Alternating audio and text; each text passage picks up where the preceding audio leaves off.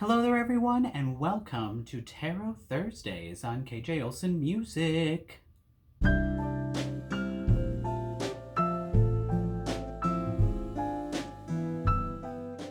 So, without further ado, let's do a little introduction to something that I found incredibly therapeutic and made it easier for me to navigate 2020 as we all figured out this kind of crazy new way of existing while also contending with the horrors of the world around us and continuing to take care of ourselves while also fighting for a better future for all of us, which was not an easy task, and we're continuing that task today.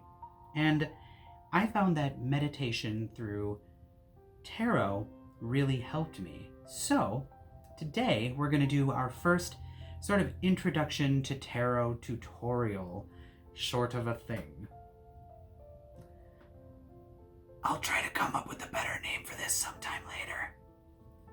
I'm currently using the original Waite Smith tarot deck, which was one that I was gifted, and am working on procuring a new tarot deck in the near future because I want to expand away from this deck a little bit, but this is how I started learning about the in and outs of understanding meaning through reading tarot cards. So today I want to take you through a really simple 3-card reading that really helped me in my weekly practice to come back to my cards and just take some time to meditate, consider, and kind of grow through the reading of these cards.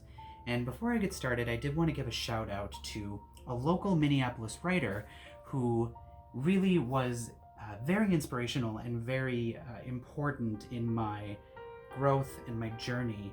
And the book that I used is called Queering the Tarot by Cassandra, which is an amazing resource that I'll link down in the description for understanding different meanings through tarot and how you can read the cards differently as a queer person than you maybe would read for somebody in a more cisgendered, heteronormative kind of life, which was very useful for me, especially early on as I started learning how to read. So I'll use this book today and kind of draw some conclusions with the help of this book and my own personal understanding of myself and my own journey. So let's get started. So for starters, I always like to shuffle my deck. I usually do the old card game player shuffle to start with, partially just because I think that's fun. And then take the cards, and I usually split them in the middle. I don't know why, but I feel that there's something very symbolic about cutting the deck and putting it back together again, taking the parts, putting it back into the whole, that I'm still learning about the symbolism and meaning behind a lot of that, but I always find that very important. And then depending upon the type of reading I'm doing, I will take from the top of the deck, or what I'm going to do today, I'll spread the cards out around. And what I do to start, especially when I'm doing these meditative readings where I'm just trying to get inside my own head and figure out exactly what it is that I think and I feel, I start pulling from the deck the cards that catch my eye for whatever reason. All right, so we have cards 1, 2, and 3 for our 3-card reading. Then what I'll do is I'll bring the deck back together as is and set it off to the side, because occasionally I do find that I need the deck again for clarification cards, which may happen in this reading, may not, and sometimes there just needs to be an extra card drawn for clarifying understanding. So I'll leave that off to the side in case I do need to draw another card from the top. All right, and I lay the 3 cards out in front of me so I can see them, and I flip them over, starting one by one on this side. So today we're going to do a 3-card reading regarding decision making, and the 3 kind of areas I'm going to use are opportunities, possible challenges, and also some advice. So we're going to start off with card number 1, which is our opportunities. Now, I drew the Lover's card, right side up.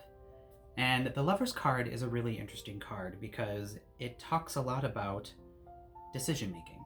So it's interesting that in a decision making tarot spread, I drew the Lovers. And I am discovering that I end up getting this card a lot right now. And I've gotten it a lot since late last year when I really started to make some decisions about where it was I wanted to go and how I wanted to get there. And I find this card to be very, very interesting for that reason. So this card being in the opportunity space really makes me start to think that I am going to be facing some decisions in the nearest future that require me to continue to build relationships and connections and to include those people, whoever they may be, along the way in the decision-making process. So it's going to be about relationships and the duality of that relationship. That's going to really help me make the decision I'm trying to make. And the decision I'm trying to make right now is really based on where am I going with my career and my future self? What sorts of things do I want to focus my time and attention on that are really going to bring me not only joy and fulfillment, but also help sustain me? And I know that there are some opportunities possibly coming up in my creative life that are going to possibly move into more of a career space. And this card gives me the idea that I should really be making sure that I'm including other people in my decision-making process and trusting myself, trusting my gut, but those connections that I'm making and those connections that I'm continuing to make are going to be incredibly important along the way. Moving on to card number 2. Card number 2, I got the Empress, which is a card that I actually really love and I haven't had in my readings much recently. But this space here is challenges. So the challenges that I'll be facing with some of the decisions that I need to make about my career and my creative life moving forward. So the Empress card always gives me a feeling of warmth and nurturing and sort of what can be considered traditional feminine energy, which is something I do try to shy away from in a lot of my thinking about not only tarot practice, but in a lot of areas of my own life. But there is something very nurturing and creative and artistic about this card. And getting it here in the challenge spot is leads me to down the rabbit hole of myself that I do tend to be a person who gives a lot of myself to others and sometimes forgets that I do need to bring it back inside. I need to bring it back to myself. I need to make sure that I am offering the love and the care and the nurture that I am giving to others back to myself, and making sure that I'm practicing that in my daily life and not letting it jade me or harden me in a way that prevents me from continuing to artistically and creatively nurture myself. So the challenge here is nurturing those relationships with others and thinking of others and how my decisions impact other people, and also looking at how my creative side needs to be nurtured, my personal spirit needs to be nurtured, and keeping those two things, again, the duality or the multiple pieces moving together, how they go together. So that's a really important thing for myself to remember and gives me a space to grow from. Moving on to card number 3, and I got the Page of Pentacles. Now, the Pentacles suit is a very interesting suit because it's one that I have been struggling the most with understanding in my own personal life. I want to read directly from Cassandra's book for just a moment because there's something here that I really always have to remind myself. Pentacles are all about practicality and stability. You'll want a business plan, a blueprint, or a roadmap, and a savings account when you're looking at making those big changes. The potential in your life when this card shows up is astronomical. These particular things are things that often I'm afraid of. The idea of buying a house or starting a business or anything that involves finances, money. I've never been very good with money.